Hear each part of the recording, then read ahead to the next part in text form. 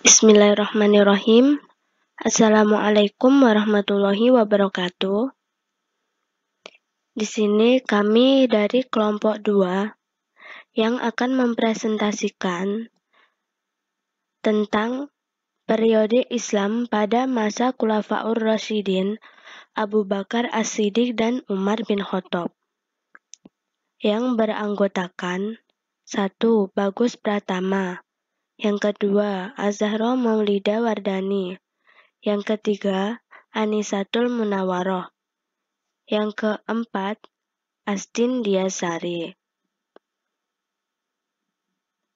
Di sini saya akan menjelaskan tentang Thaqifah Bani Sa'adah dan Ridha atau Nabi palsu. Untuk yang pertama yaitu Thaqifah Bani Sa'adah. Dalam subtopik ini akan dibahas tentang 3 poin penting, yaitu proses pemilihan Abu Bakar, problematika kepemimpinan Abu Bakar, dan kemajuan kepemimpinan Abu Bakar. Untuk poin proses pemilihan Abu Bakar yaitu yang pertama, setelah wafatnya Rasulullah, maka berakhirlah masa kenabian dan terjadilah suatu persoalan terkait siapa pengganti Rasulullah sebagai kepala pemerintahan, karena Rasulullah semasa hidupnya tidak berwasiat tentang siapa penggantinya. Maka berdasarkan kenabian dan bersumberkan wahyu ilahi, sistem pemerintahan telah berganti menjadi kekhalifahan yang dipimpin oleh seorang khalifah. Berkaitan dengan hal tersebut, terjadilah perselisihan antara kaum muslimin sehingga terjadi pertemuan mendesak yang dilakukan oleh suku Khazraj. Kemudian masing-masing kelompok mengajukan calon khalifah. Calon-calon tersebut antara lain Abu Bakar, Ali bin Abi Thalib, dan Sa'ad bin Ubadah. Selain itu, perselisihan juga terjadi di Thaqifah, yaitu sebuah balai pertemuan Bani Sa'adah. Di sana, antara kaum Ansor dan Muhajirin melakukan musyawarah tentang golongan siapa yang berhak menjadi pemimpin. Kemudian pencalonan Abu Bakar ternyata mendapat perlawanan hebat dari kaum Ansor maupun Ali bin Abi Thalib serta pengikutnya.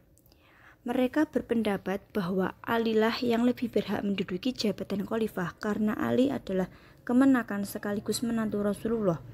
Sedangkan kelompok Ansor telah melakukan pertemuan di Balai Rung Bani Sa'adah dan akan mengangkat Sa'ad bin Ubadah sebagai khalifah. Pertemuan tersebut diketahui oleh kaum Muhajirin, sehingga Abu Bakar dan Umar bin Khattab bergegas menuju balai tersebut. Setibanya di sana terjadi perbedaan pendapat antara kaum Ansor dan Muhajirin. Saat itu Abu Bakar angkat bicara tentang semua kebaikan kaum Ansor. Kemudian ia mengajukan 2 tokoh Quraisy, yakni Umar bin Khattab dan Ubaidah al-Jarrah. Namun, Umar bin Khattab mengajukan Abu Bakar sebagai pengganti Nabi karena menurutnya Abu Bakar jauh lebih tepat daripada dirinya dan orang kepercayaan Nabi. Berdasarkan pendapat yang dipaparkan oleh Umar tersebut, kaum Ansor menerima Abu Bakar menjadi khalifah, sehingga Umar segera membaiat Abu Bakar. Abu Bakar As-Siddiq sebagai khalifah mengalami 2 kali baiat. Yang pertama yaitu terjadi di Thaqifah dan Bani Sa'adah. Di tempat tersebut, Abu Bakar dibaiat oleh Umar bin Khattab dan diikuti oleh Abu Ubaidah serta para sahabat Ansor dan Muhajirin. Dan baiat yang kedua yaitu terjadi di Masjid Nabawi yang dilakukan oleh Ali bin Abi Thalib, Utsman bin Affan, Abd al-Rahman bin Auf, Zubair bin Awan, Sa'ad bin Abi Waqqas, dan Talhah bin Ubaidillah. Proses pembaiatan tersebut menandakan bahwa terpilihlah khalifah pertama dalam sejarah Islam, yaitu Abu Bakar As-Siddiq. Untuk poin yang kedua yaitu problematika kepemimpinan Abu Bakar. Saat pemerintahan Abu Bakar, banyak kekacauan seperti munculnya orang-orang murtad yang disebabkan oleh lemahnya keyakinan mereka terhadap ajaran Islam dan lemahnya keimanan mereka. Orang-orang yang mengaku nabi disebabkan oleh keinginan mereka sebelum nabi wafat dengan memanfaatkan kesempatan tersebut sebagai jalan untuk melancarkan aksinya. Yang ketiga, orang ingkar membayar zakat karena mereka menganggap zakat merupakan sebuah upeti yang tidak wajib, serta anggapan mereka bahwa tidak perlu lagi tunduk pada penguasa Islam yang baru. Dan yang keempat yaitu pemberontakan kabilah yang disebabkan oleh beberapa kabilah menganggap bahwa perjanjian perdamaian dibuat bersama Nabi secara pribadi dan perjanjian tersebut berakhir dengan wafatnya beliau. Dan poin yang ketiga yaitu kemajuan kepemimpinan Abu Bakar. Masa pemerintahan Abu Bakar telah berkontribusi banyak terhadap perkembangan Islam. Hal-hal tersebut antara lain pengiriman pasukan ke Syria yang dipimpin oleh Usama bin Zaid. Karena kawasan tersebut terdapat kabilah-kabilah yang merupakan suatu bangsa Romawi yang mengancam keutuhan wilayah Islam. Yang kedua, ekspansi Irak dan Syam yang dipimpin oleh Khalid bin Walid dan Amru bin As. Pada pengiriman pasukan tersebut akhirnya memenangkan pertempurannya melawan. Dan yang ketiga yaitu pengembalian ajaran Islam. Pengembalian ajaran Islam ini dikarenakan setelah Rasulullah wafat, banyak orang-orang yang menganggap bahwa ajaran Islam telah selesai dan mereka akhirnya kembali kepada keyakinan jahiliyah.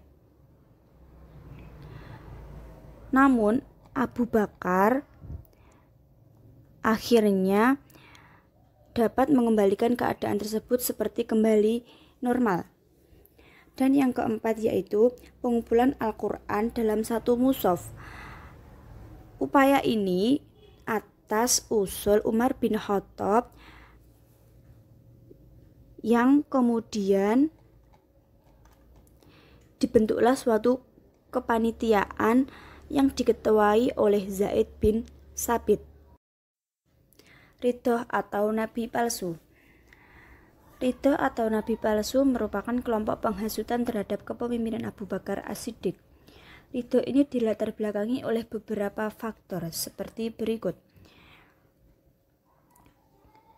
Gerakan ini muncul setelah Rasulullah wafat dan tepatnya pada masa pemerintahan Abu Bakar As-Siddiq yang disebabkan merosotnya atau menurunnya keimanan mereka terhadap Islam serta rendahnya kepercayaan mereka terhadap pemimpin baru. Maka dari itu mulai bermunculan bentuk-bentuk kemurtatan seperti orang-orang yang menolak membayar zakat. Mereka tidak mau membayar zakat karena mereka tidak mengakui pemerintahan Madinah meskipun mengatakan masih menerima Islam dan menganggap zakat adalah suatu pemaksaan. Meninggalkan ajaran Islam. Alasan mereka melakukan hal tersebut yaitu menganggap bahwa setelah Rasulullah wafat, ajaran Islam telah berakhir. Kemudian munculnya nabi palsu. Orang-orang yang mengaku nabi palsu diantaranya Musailamah al-Kadzab, Aswad al-Ansi, Sajah yang merupakan istri dari Musailamah al-Kadzab, dan Tulaihah bin Khuwailid. Mereka mengumumkan kenabian atas dirinya di kalangan masyarakat. Yang kedua yaitu gerakan nabi palsu. Gerakan ini tepatnya terjadi pada tahun 11 sampai 13 Hijriah atau 632 sampai 634 Masehi. Bentuk dari gerakan ini merupakan suatu misi politik dari orang yang mengaku nabi di tanah Arab. Gerakan ini diibaratkan sebuah lingkaran konfrontasi antara orang yang mengaku dirinya sebagai nabi dengan Khalifah Abu Bakar As-Siddiq. Gerakan ini melakukan sebuah ekspansi, yaitu rangkaian perjalanan nabi-nabi palsu yang terjadi dari perjalanan menuju tanah Arab, penaklukan Arab Tengah dan Arab Selatan. Kemudian, gerakan ini terjadi ketika perpecahan politik melanda umat Islam, sehingga orang-orang tersebut memanfaatkan kesempatan ini untuk mempengaruhi umat Islam agar mempercayai mereka sebagai nabi dan memerangi Khalifah Abu Bakar. Dan yang selanjutnya yaitu terjadi propaganda pada gerakan tersebut.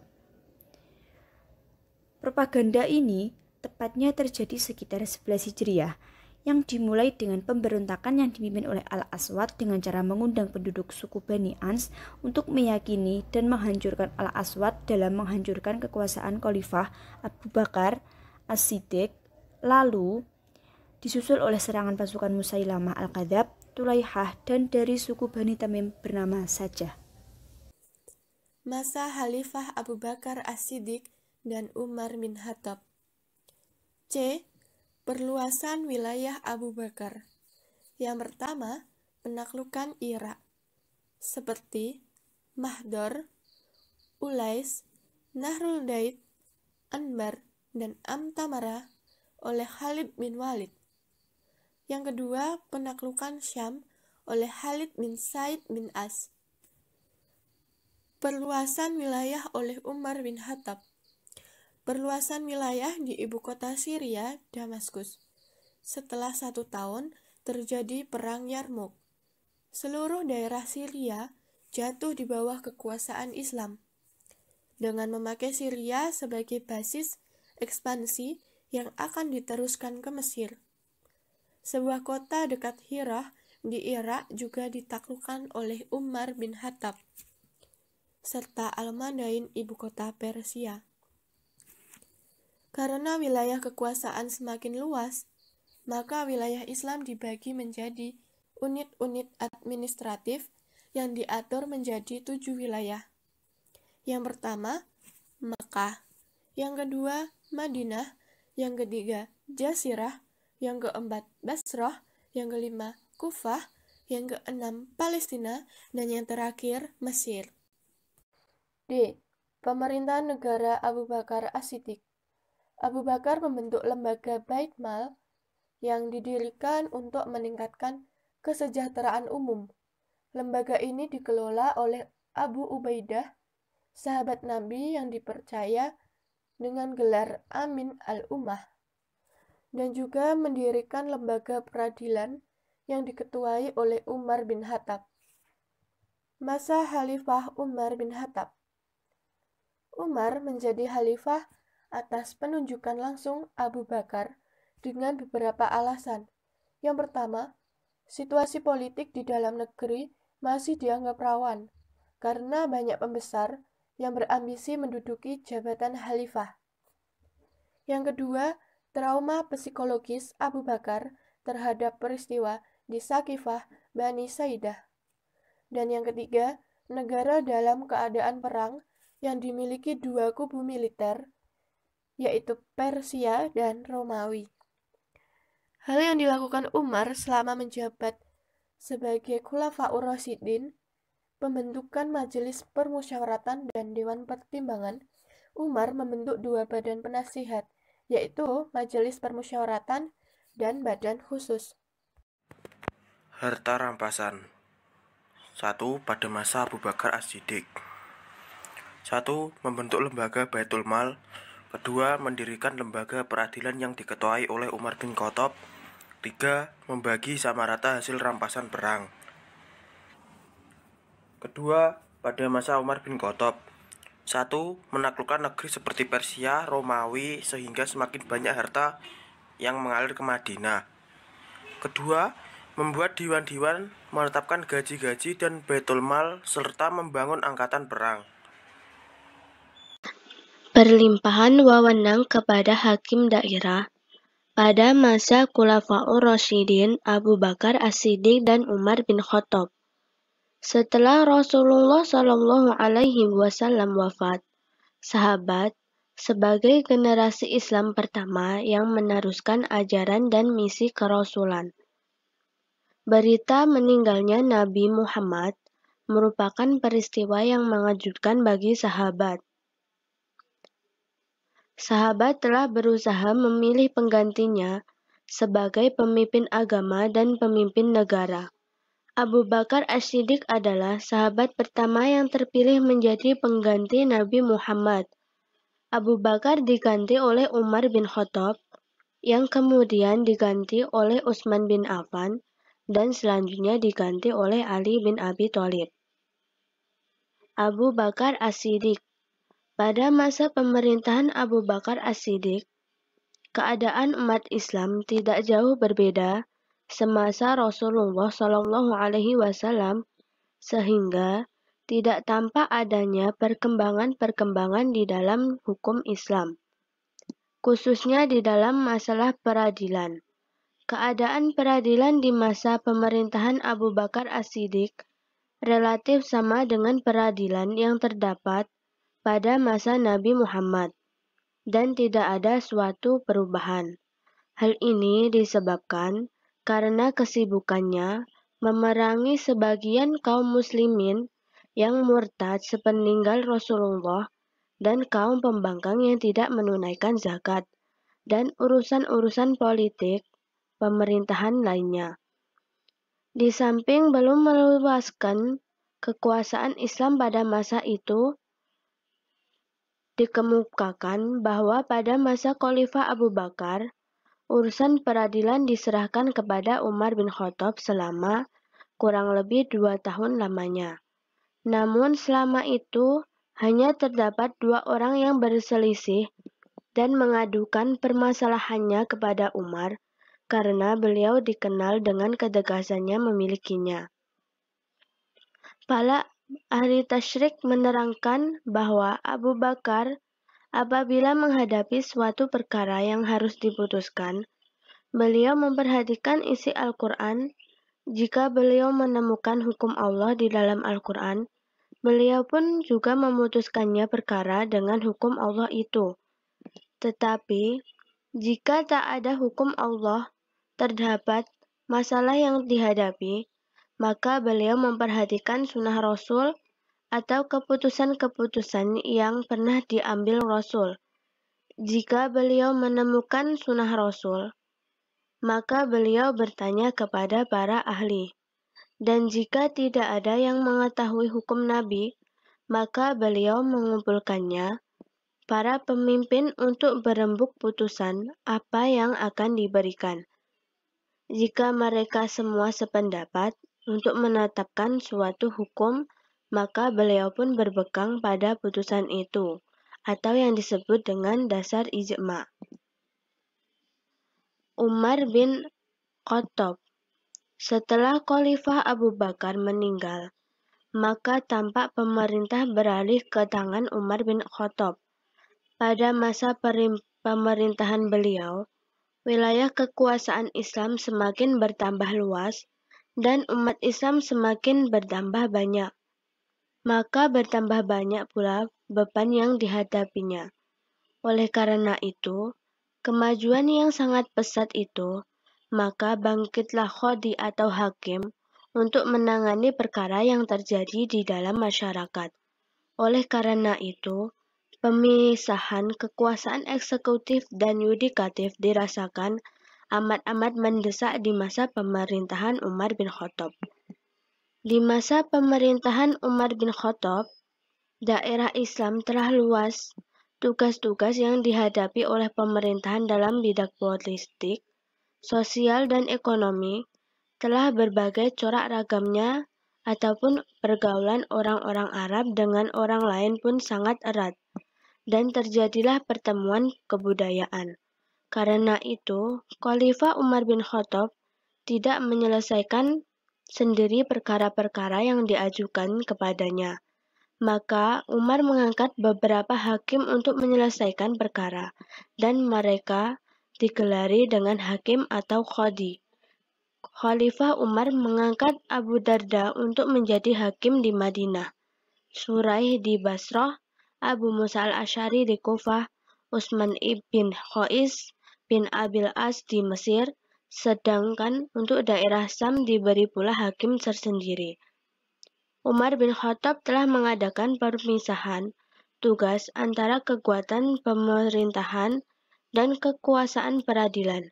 Namun peradilan pada masa itu masih dibatasi dengan wewenangnya pada masalah perdata saja. Pertahanan pada masa Khulafaur Rasyidin, Abu Bakar As-Siddiq dan Umar bin Khattab. Abu Bakar As-Siddiq dalam menyusun sistem militer dan pertahanan keamanan pada masa ini terpengaruh dengan penuntasan masalah pemberontakan, kemurtadan, dan pembangkangan. Masa awal pemerintahan Abu Bakar diwarnai dengan berbagai kekacauan dan pemberontakan, seperti munculnya orang-orang murtad, aktifnya orang yang mengaku diri nabi, pemberontakan dari beberapa kabilah, dan banyaknya orang-orang yang ingkar membayar zakat serta timbul nabi-nabi palsu. Munculnya orang-orang murtad disebabkan oleh keyakinan mereka terhadap ajaran Islam belum begitu mantap, dan wafatnya Rasulullah menggoyahkan keimanan mereka. Tentang orang-orang yang mengaku diri Nabi sebenarnya telah ada semenjak Rasulullah SAW. Tetapi kewibawaan Rasulullah menggetarkan hati mereka untuk melancarkan aktivitasnya. Khalid bin Walid memimpin pasukan untuk memerangi nabi palsu. Tulaihah bin Khuwailid dari Bani As'ad dan Malik bin Khuwairah atau pemimpin pemberontak dari Bani Tamim di Bitah Buto. Panglima yang paling disegani dan ditakuti ini sengaja ditegaskan untuk memberi pelajaran kepada kabilah-kabilah yang lain yang tidak mau menyerahkan. Umar bin Khattab. Umar adalah ahli strategi militer yang besar. Ia mengeluarkan pemerintah operasi militer secara mendetail. Pernah ketika mengadakan operasi militer untuk menghadapi kejahatan orang-orang Parsi, beliau yang merancang komposisi pasukan Muslim dan mengeluarkan perintah dengan detailnya. Saat beliau menerima kabar dari hasil pertempurannya, beliau ingin menyampaikan berita gembira atas kemenangannya tentara kaum muslimin kepada penduduk. Pada tahun 634 Masehi, pernah terjadi pertempuran dahsyat antara pasukan Islam dan Romawi di dataran Yarmuk. Pihak Romawi menyerahkan 300.000 tentaranya, sedangkan tentara muslimin hanya 46.000 orang. Walaupun tidak terlatih dan berlembagan buruk, pasukan muslimin yang bertempur dengan gagah berani akhirnya berhasil mengalahkan tentara Romawi. Sekitar 100.000 orang serdadu Romawi tewas dan sedangkan di pihak muslimin tidak lebih dari 3.000 orang yang tewas. Beberapa prajurit yang melarikan diri dari medan pertempuran Yarmuk, mereka perlindungan di antara dinding-dinding benteng kota Yerusalem. Kota dijaga oleh garnisun tentara yang kuat dan mereka mampu bertahan cukup lama. Akhirnya, Uskup Agung Yerusalem mengajak berdamai, tapi menolak menyerah kecuali langsung kepada khalifah itu sendiri. Umar mengabulkan permohonan itu, menempuh perjalanan di Jabia tanpa pengawalan dan arak-arakan kebesaran, kecuali ditemani seseorang pembantunya. Ketika Umar tiba di hadapan Uskup Agung dan para pembantunya, Khalifah menuntun untanya yang ditunggangi pembantunya. Para pendeta Kristen lalu sangat kagum dengan sikap rendah hati Khalifah Islam dan penghargaannya pada persamaan martabat antara sesama manusia. Uskup Agung dalam kesempatan itu menyerahkan kunci kota suci kepada Khalifah dan kemudian mereka bersama-sama memasuki kota.